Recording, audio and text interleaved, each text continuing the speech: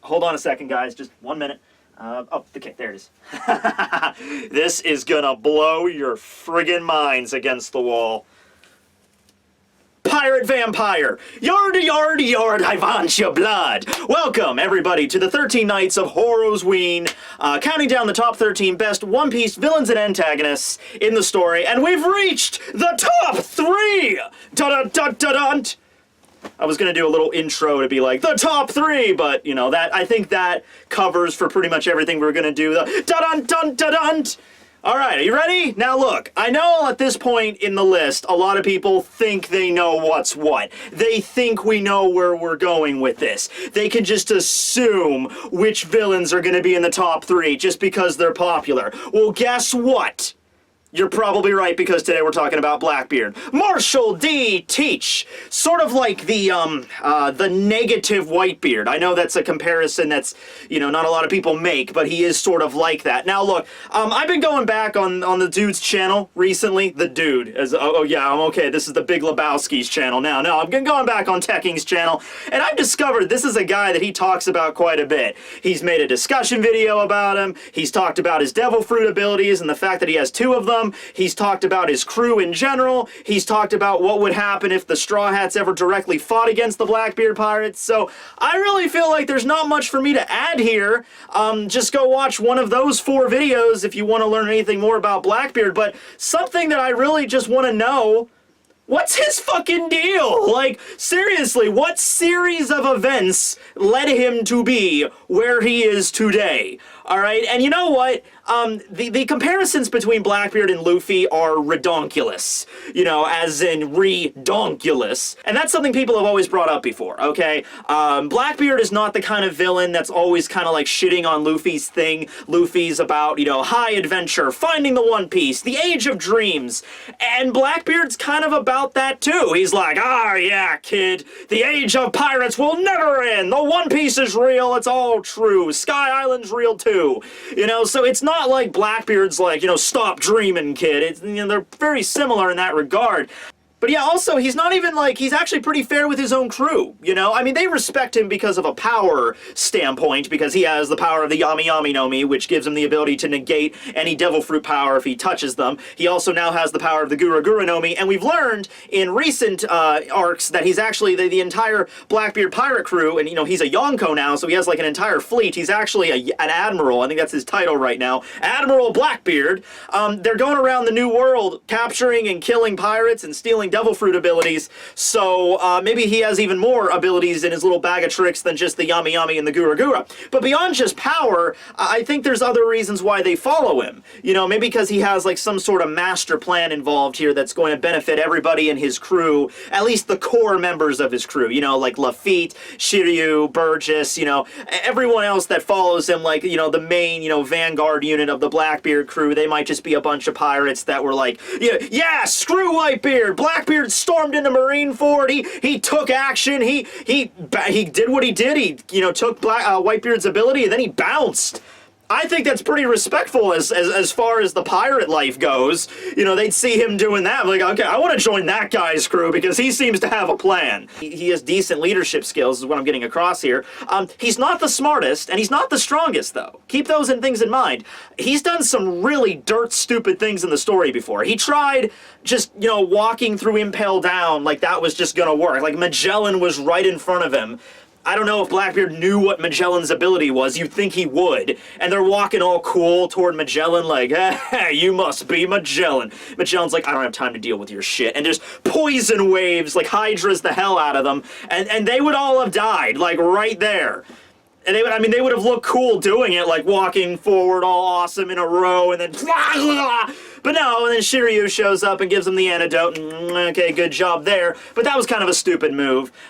In general, like, when he was fighting Ace, you know, he didn't have to be taunting Ace as much as he could have, because Ace did manage to get a few hits out on Blackbeard, and because Blackbeard's ability at this point was just the Yami Yami no Mi, yeah, sure, he can negate any Devil Fruit ability if he's physically touching you, but Ace has quite a few projectile abilities. He can literally turn his fingers into guns and shoot fire bullets at you. I don't really know how that makes sense, but he could do it.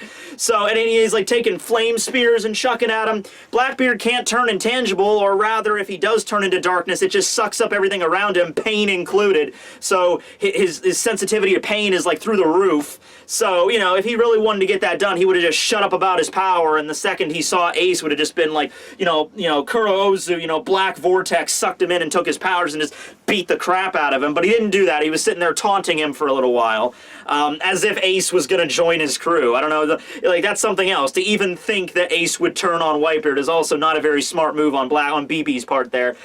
He's also, like I said, not the strongest. I mean, yeah, physical strength, he's pretty good. I remember back when he punched Ace, like, full on in the jaw, and Ace is like, dang, he almost freaking broke my neck. So just physically, he's pretty strong, because, Ace works out. He's no weakling, he's pretty tough, and Blackbeard's just single punch was able to land a pretty solid hit on him there.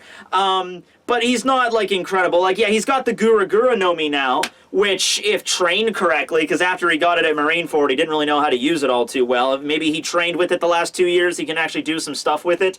Or maybe he has other Devil Fruits to access now. I mean, if he's going up and down the new world, taking Devil Fruit abilities from other users, those abilities have to be going somewhere. Either he can change out Devil Fruits, maybe he only has a maximum of the 2 he has, or maybe possibly 3 if we're going with that Cerberus theory. But maybe he could swap that out. Like, oh, I'm gonna put the Gura Gura no Mi up on the shelf, I'm gonna take this out instead, or swap things out. Or maybe he can give other Devil Fruit abilities, like he can pass them on to his crewmates or something. I don't know.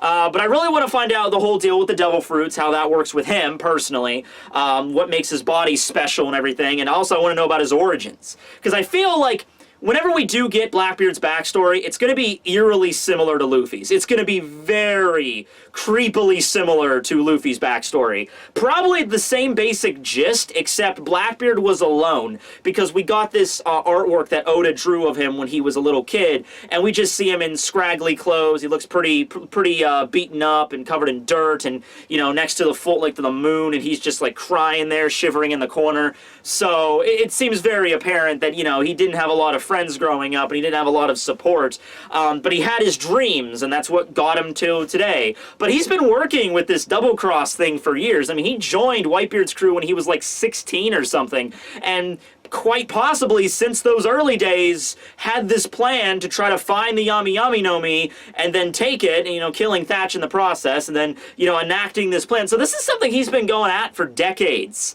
So, yeah, I mean, I don't know what it'll be, but I want to find out about his backstory, because his ultimate goal is definitely going to be rooted in that. Even probably from the time he was a little kid, maybe to a teenage age, he was finally figuring out, like, what he wants to do in the world, and he's just following that, playing the long game, following that plan up until now, gathering followers. I want to know how he gathered his followers. Because it seemed like, he betrayed the White... Because it seemed like he just betrayed the Whitebeard pirates, took the Yami Yami no Mi and left, and then what? Gathered Lafitte and Burgess and Doc Q along the way?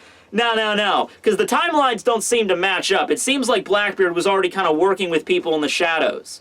I would say it's likely that the members of the crew maybe were already working for Whitebeard and then they defected with Blackbeard, but that doesn't make any sense because from everything that what we've seen, like people like Augur and Burgess, like Lafitte used to be like a police officer in West Blues, so maybe they were just, I don't know, maybe Blackbeard did just meet them one at a time after he stole the fruit and he managed to convince them to come to his side, or maybe they were like working in the shadows and behind, like, okay, I got the fruit, now we're ready to go at sunset, and you get going. Well, maybe, I don't know. But, yeah, if you want any more information on Blackbeard, there's plenty of videos on this channel to go check out. Here's a few right here. Thanks, you guys, for watching. Now, moving on to the top dose. Numero dos. Coming up. It's not Doflamingo. Quit thinking that.